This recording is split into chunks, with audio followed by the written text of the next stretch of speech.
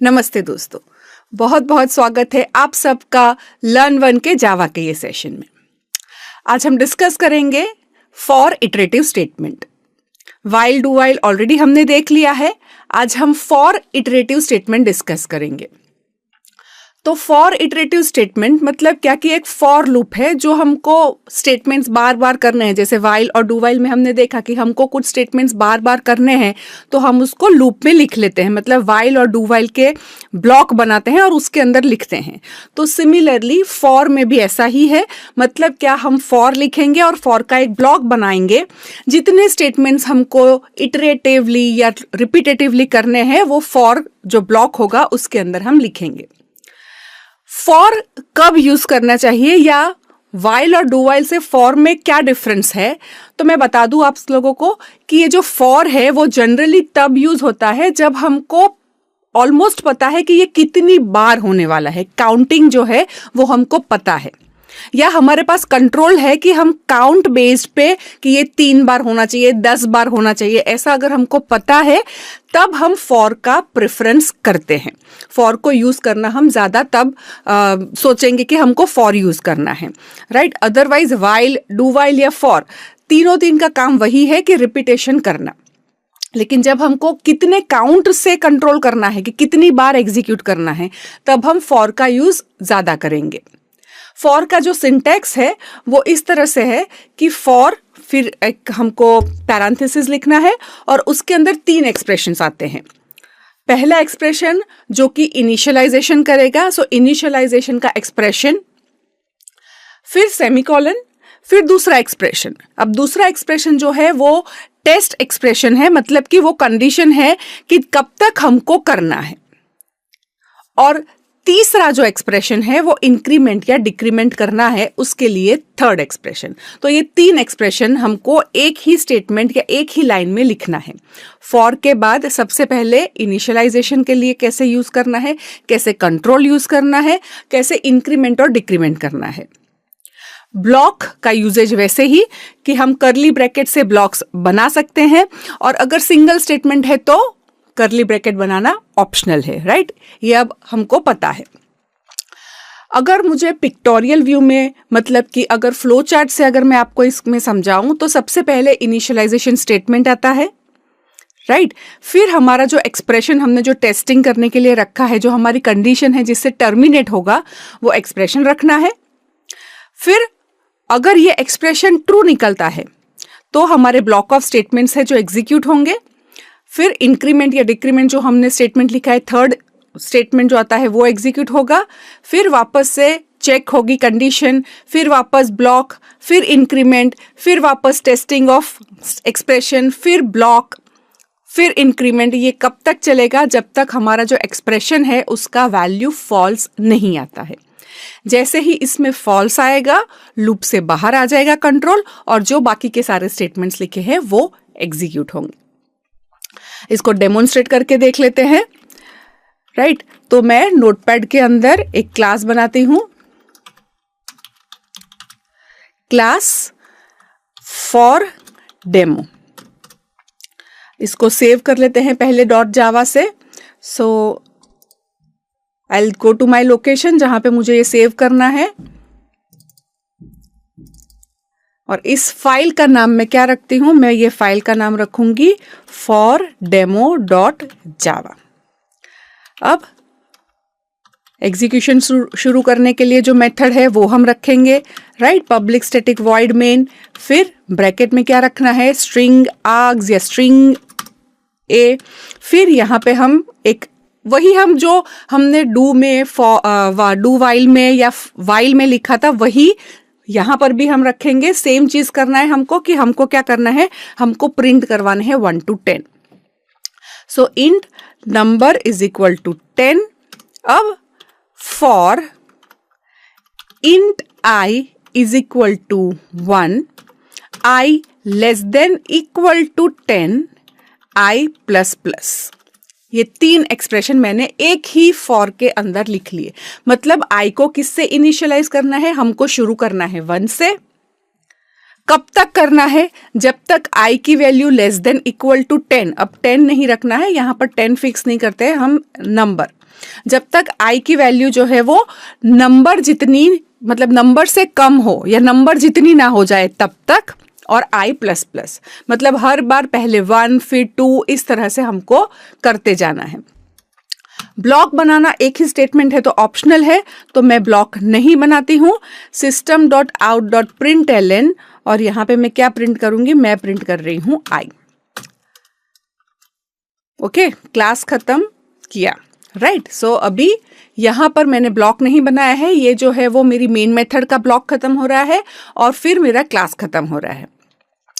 ये चीज आपको याद रखनी है कि जब हम फॉर लूप लिखते हैं, जब लूप की शुरुआत होती है तब स्टेटमेंट के बाद सेमीकोलन नहीं आता है। जैसे डू के बाद सेमीकोलन नहीं रखते हैं, है ना। फिर जब डू का ब्लॉक खत्म होता है तो वाइल के बाद सेमीकोलन रखना है। जब हम वाइल लूप लिखते हैं तब वाइल के साथ हम स्टेटमेंट के बाद सेमीकोलन नहीं रखते हैं। तो सिमिलरली फॉर के बाद भी क्या है, हमको यहां पर सेमीकोलन नहीं रखना है। इसको मैंने सेव कर दिया। अब मैं इसको कंपाइल करूंगी। सो कंपाइल करेंगे जावा सी, एंड ये है for demo dot Java. Compile हो गया। अब इसको रन करते हैं, उसकी क्लास फाइल को। मेन मेथड में क्या है, main method does not found in for demo, public static void main. Oh, E लिख लिया मैंने गलती से, राइट। सो क्लियर स्क्रीन कर देते हैं। अब वापस से कंपाइल करेंगे, वापस से रन करेंगे, तो यहाँ पर 1 to 10 प्रिंट हो गया। अब यही सेम चीज हमने वाइल से भी लिखी थी, यही सेम चीज हमने डू वाइल से भी लिखी थी। अगर आपको यही सेम वापस से हमको अगर यही सेम चीज वाइल से या डू वाइल से सेम लॉजिक हमको लिखना है तो हम क्या करेंगे, यहाँ पे एक इंट आई जैसा वेरिएबल रखते हैं जिसको 1 करेंगे, राइट। फिर यहां से हम शुरू करेंगे while I is less than equal to num. फिर यहां पर हम रखेंगे system dot out dot print ln, और फिर यहां पे क्या प्रिंट करेंगे, आई। और फिर यहां पर हमको क्या करना है, आई प्लस प्लस। तो ये भी स्टेटमेंट क्या है हमारा, ये भी स्टेटमेंट हमारा इस तरह से ब्लॉक में जाएगा। तो ये हो गया वाइल से। अगर डू वाइल से करना है तो यहाँ पे डू रख के यहाँ पे नीचे वाइल कर देंगे। तो अगर मैं आपको वापस इसलिए लिख के दिखा रही हूँ क्योंकि मुझे ये चीज आपको दिखानी है कि जो फॉर लूप में हम 3 एक्सप्रेशन की बात करते हैं, वो 3 एक्सप्रेशन तो हम हर बार लिखते हैं, लेकिन वाइल में और डू वाइल में अलग अलग जगह पे आता है। जैसे int i is equal to 1, फिर i less than equal to num, और आई प्लस प्लस। ये 3 स्टेटमेंट जो कहीं पर प्रोग्राम में अलग अलग जगह पे होता है, वाइल में और डू वाइल में, तो फॉर लूप में यहां पर एक ही साथ वो तीनों स्टेटमेंट्स आ जाते हैं। इससे क्या होगा कि इससे हमको काउंट करना है, देखना है कि ये कितनी बार एग्जीक्यूट होगा, तो वो सिंपली अच्छे से हो जाता है।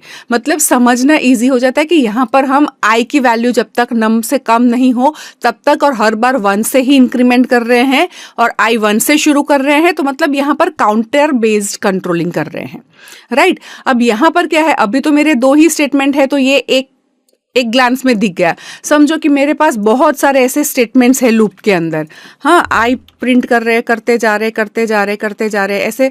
ये अभी तो मैं एक ही स्टेटमेंट बार बार लिख रही हूँ, पर समझो मेरे पास इतने सारे स्टेटमेंट्स है, कुछ बहुत बड़ा एप्लीकेशन है, बार बार मुझे बहुत सारे स्टेप्स करने हैं।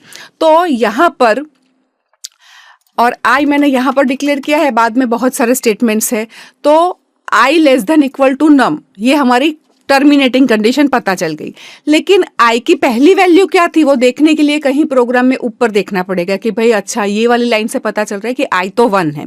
अच्छा, आई लेस देन नम है, लेकिन क्या आई 1 से ही इंक्रीज होगा? जरूरी नहीं है। यहाँ पे कोई इस तरह से भी लिख सकता है ना, I is equal to I plus 2, तो 2 से इंक्रीमेंट हो रहा है। तो कितनी बार एग्जीक्यूट हो रहा है वो यहाँ पर हमको नीचे जाके पता चल रहा है, राइट।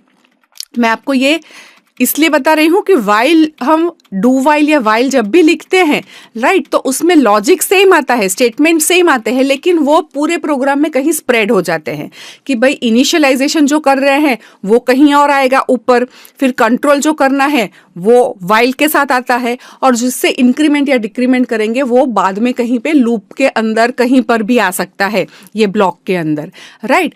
तो इससे यहाँ पर फॉर में एक ही जगह पे दिखता है, एग्जीक्यूशन में कोई फर्क नहीं है। जैसे वाइल में है इसमें भी एंट्री कंट्रोल ही होगा, फॉर में भी एंट्री कंट्रोल ही होगा। मतलब पहले आई की वैल्यू अगर मैं 10 कर देती हूं राइट, तो सबसे पहले क्या होगा, यहां पर वो चेक करेगा। जैसे अभी मैं इसको कमेंट वाला जो मेरा पार्ट है उसको मैं निकाल देती हूं राइट, वापस से मैं क्या कर रही हूं, इसको कमेंट कर देती हूं। ये वाइल अभी हम नहीं देख रहे, खाली समझने के लिए कि जो हम वाइल डी वाइल में 3 स्टेटमेंट लिखते हैं, 3 एक्सप्रेशंस लिखते हैं, वो तीनों एक्सप्रेशन फॉर में एक जगह पे है, बाकी कोई डिफरेंस नहीं है। पर यहां पर भी लूप जो है उसका कंट्रोलिंग कहां पे होता है, एंट्री लेवल पे। मतलब कि आई की वैल्यू मैंने 11 कर दी, आई की वैल्यू मैंने 11 कर दी, तो अब ये कितनी बार एग्जीक्यूट होगा बताओ, कितनी बार एग्जीक्यूट होगा, एक भी बार नहीं। क्यों, क्योंकि आई की वैल्यू 11 है। और सबसे पहले चेक करो क्या 11 is less than equal to 10, no, तो अंदर जाएगा ही नहीं। मैं इसको सेव कर लेती हूं और हम इसको वापस से क्या करते हैं, कंपाइल करके चेक करते हैं कि मैं जो बोल रही हूं वो सच में होता है कि नहीं राइट। देखो कोई आउटपुट आया ही नहीं है ना, तो मतलब क्या कि इसने कुछ प्रिंट किया ही नहीं। जैसे वाइल में एंट्री लेवल पे पहले चेक करके फिर लूप में एंटर होता है, वैसे फॉर में भी क्या करता है, एंट्री लेवल पे चेक हो जाती है और फिर लूप में एंटर होता है। खाली डू वाइल जो है वो एग्जिट कंट्रोल्ड है, मतलब कम से कम एक बार डू वाइल में होगा इटरेशन राइट। सो ये हो गया फॉर। अब ये कोई भी लूप ले लो, चाहे वाइल ले लो, डू वाइल ले लो या फॉर ले लो, ऐसा जरूरी नहीं है कि हर बार हम 1 से ही इंक्रीज करें। सपोज समझो कि ये मेरा प्रोग्राम है, तो मैं यहाँ पे ऐसे भी लिख सकती हूँ, प्लस इक्वल टू पता है ना, असाइनमेंट ऑपरेटर राइट। तो यहाँ पर मैंने क्या किया, 2 से इंक्रीज किया। अब आउटपुट क्या आएगा सोचो, आई की सबसे पहली वैल्यू क्या है, 1, प्रिंट हो जाएगा 1, क्योंकि 1 तो लेस देन इक्वल टू 10 है, तो 1 प्रिंट हो गया। फिर आई को क्या करेगा, फिर आई को करेगा प्लस इक्वल टू 2, मतलब अब आई में कितना ऐड करेगा, 2 ऐड करेगा। तो अब आई की वैल्यू क्या होगी, 3 लेस देन इक्वल टू 10 है, यस, तो 3 प्रिंट करेगा।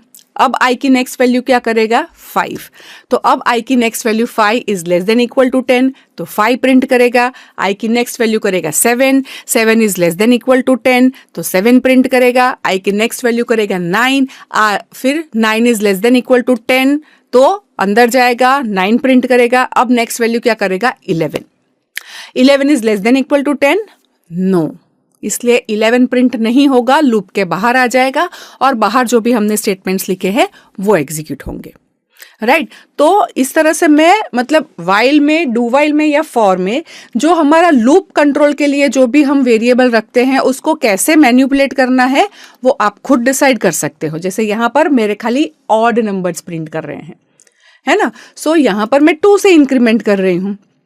सपोज मुझे 3 के मल्टीपल्स प्रिंट करने हैं, मुझे ऐसा प्रोग्राम बनाना है कि 1 से लेकर 100 में 3 इंक्रीमेंट करके नंबर प्रिंट होता जाए। मतलब पहला 3, फिर 6, फिर 9, फिर 12, इस तरह से कहां तक, 100 तक राइट। तो मैंने क्या किया, इनिशियलाइज किया 3 से, जब तक वो नंबर से कम हो तब तक, और आई की वैल्यू क्या करेंगे, जब तक वो आई को प्लस इक्वल टू 3 करेंगे। ये सेम चीज अगर मुझे वाइल से डू वाइल से करना है तो ऊपर कहीं जाके आई इज इक्वल टू 3 करूंगी। जब मेरा वाइल स्टेटमेंट आएगा वहां पे मैं ये वाला स्टेटमेंट रखूंगी, है ना, एक्सप्रेशन रखूंगी टेस्ट वाला। और जब मेरा लूप खत्म होने वाला होगा तो उससे पहले लास्ट स्टेटमेंट हम लिखेंगे आई प्लस इक्वल टू 3। तो लॉजिक सेम रहेगा, लूप के अंदर ये वाला स्टेटमेंट रहेगा, लॉजिक सेम रहेगा, पर उसमें अगर मुझे देखना है तो मुझे क्या है, पहले ऊपर वाला स्टेटमेंट, फिर नीचे वाला स्टेटमेंट, फिर आई को कितने से इंक्रीज किया है वो अलग अलग जगह पे है राइट। अब फॉर से मैंने ये लिखा, मैं कंपाइल कर देती हूं, अब मैं इसको रन करूंगी। ओके तो यहाँ पे आप देखो 3, 6, 9, 12, 18, 21 कहाँ तक, जब तक मेरा नंबर जो है 100 से कम, मतलब लास्ट नंबर क्या प्रिंट किया उसने 99। तो इस तरह से हम 3 से लेकर 100 तक, मतलब स्टार्टिंग से लेकर 100 तक जितने भी नंबर 3, मतलब 3 से डिविजिबल है ऐसा तो हमने चेक नहीं किया, बट 3 से इंक्रीज करके प्रिंट करते जा रहे हैं, है ना। सो ये हम मतलब इस टाइप का जो भी लॉजिक लिखना है हम इस तरह से यहां पर लिख सकते हैं। नाउ सपोज मुझे ऐसा लिखना है कि 1 से 100 में उतने नंबर्स को प्रिंट करो जो कि 7 से डिविजिबल है, राइट। तो मैं सिंपली ऐसे भी लिख सकती हूं i is equal to 7, okay. हर बार 7 से इंक्रीज करूंगी और ये लॉजिक रखूंगी तो क्या होगा, वो 7 के मल्टीपल्स प्रिंट करता जाएगा, राइट। अब मुझे बोला क्या गया है, मुझे बोला ऐसा गया है कि आप चेक करो जितने भी 7 के से डिविजिबल है वो प्रिंट करो। तो हम क्या करेंगे, हम यहाँ पर i को 1 से शुरू करेंगे, एग्जैक्टली वही स्टेटमेंट लिखना है तो ओके, i प्लस प्लस करेंगे और कब प्रिंट करना है तो मैं यहाँ पे इफ रखूंगी। इफ मेरा जो नंबर है i, अगर मैं उसको 7 से डिवाइड करती हूं और अगर मुझे रिमाइंडर 0 मिलेगा तो मैं प्रिंट करूंगी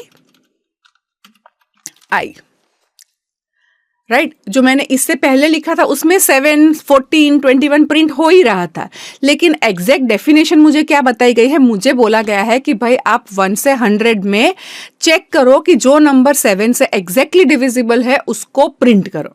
तो मैं लॉजिक वही रखूंगी कि मुझे बोला ऐसा गया है कि मुझे चेक करना है नंबर 7 से एग्जैक्टली डिविजिबल है या नहीं, और अगर एग्जैक्टली डिविजिबल है तो वो मुझे प्रिंट करना है। एग्जैक्टली डिविजिबल कैसे पता चलेगा, तो भाई नंबर जो 7 से डिविजिबल होगा तो रिमाइंडर क्या आएगा, 0। मॉड्यूलस से क्या मिलेगा, रिमाइंडर मिलेगा। तो मैं नंबर को 7 से डिवाइड कर रही हूं, अगर रिमाइंडर 0 आएगा तो मैं उसको प्रिंट करवा देती हूं। इसको मैं वापस क्या करूंगी, कंपाइल करूंगी, वापस से रन करूंगी, राइट। तो इसका आउटपुट जो ऊपर वाले प्रोग्राम का था वही आ रहा है, लेकिन उसमें हम 7 ऐड करके नंबर प्रिंट कर रहे थे।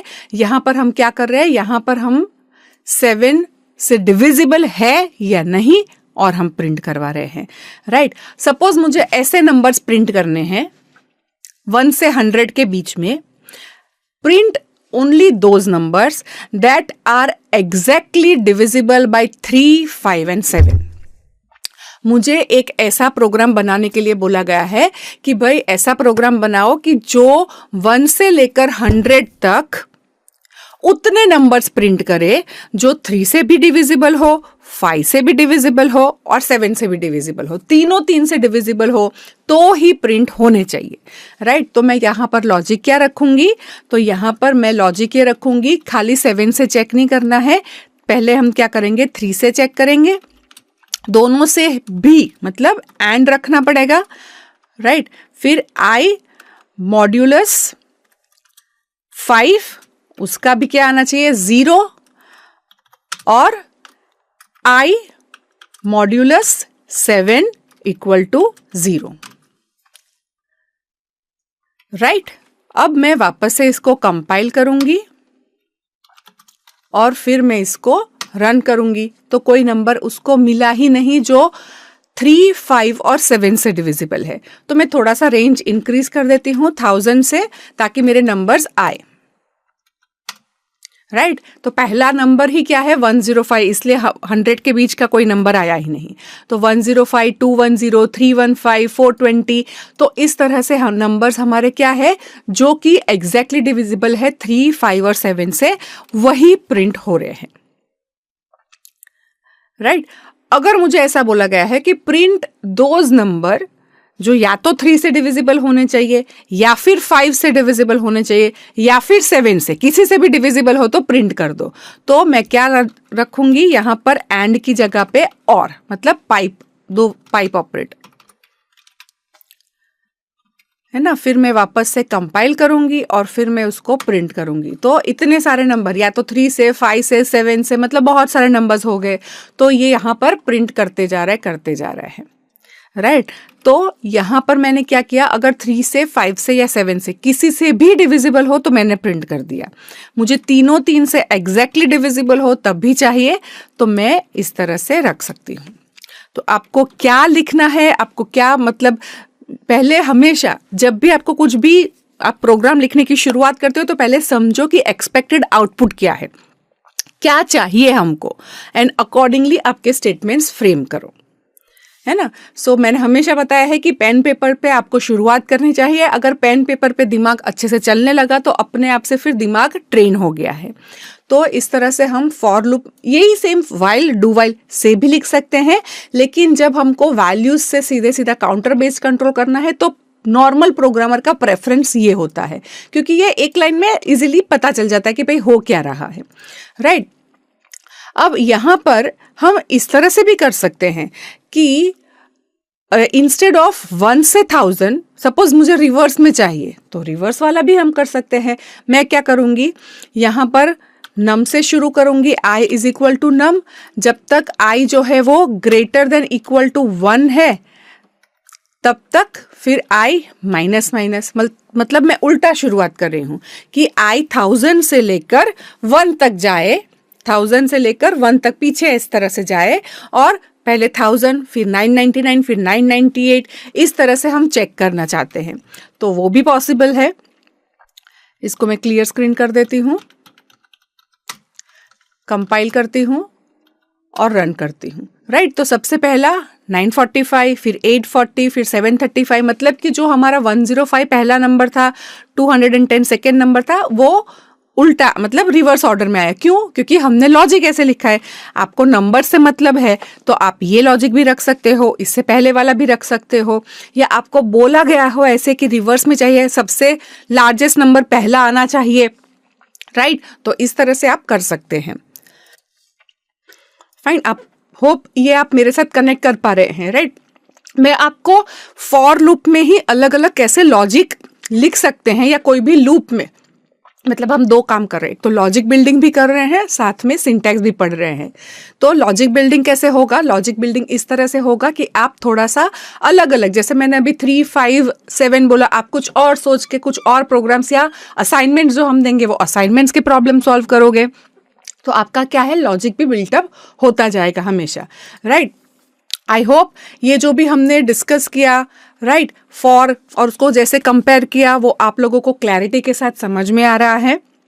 अगर आपको कुछ भी डाउट है या फर्दर डिस्कशन करना है, इलाबरेट करना है, तो हमने ये वीडियो के नीचे जो डिस्कशन का बटन रखा है वहां पर क्लिक करके आप अपनी कोई भी क्वेरीज, आइडियाज को पोस्ट कर सकते हैं। ऐसा करने से आप अपने ही जैसे जो कीन लर्नर्स होंगे उसके साथ ये सारे कोर्स का डिस्कशन कर पाएंगे। Happy coding, thank you very much.